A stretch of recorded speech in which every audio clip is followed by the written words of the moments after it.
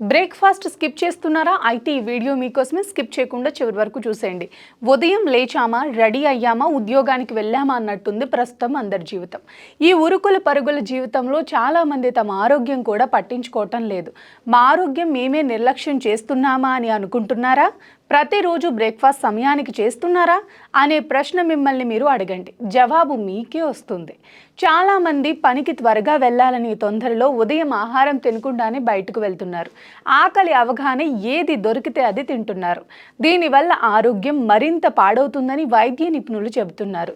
ఉదయం 8 గంటల లోపు పోషకాహారం తీసుకుంటే రోజువారీ పని చేయడానికి ఎంతో సులువుగా ఉంటుంది. వీలు కాకపోతే 10 గంటల లోపు ఆహారాన్ని తీసుకోవాలి. అది కూడా పుష్కలంగా తినాలి. కడుపు నిండుగా తింటే శరీరానికి పనిచేసే శక్తి వస్తుంది. దీనితో పాటు మెదడు పనితీరు కూడా బాగుంటుందని వైద్యులు చెబుతున్నారు.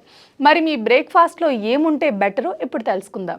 ఏదైనా ఒక ఫ్రూట్, పిడికెడు నానబెట్టిన గింజలు లేదా డ్రై ఫ్రూట్స్, ఏదైనా ఒక టిఫిన్, ఉదాహరణకు ఇడ్లీ, దోశ లాంటివి, లేకపోతే అన్నమైనా పర్వాలేదు. బయట ఆహారం కంటే ఇంట్లోనే వండుకుంటే చాలా ఉత్తమం.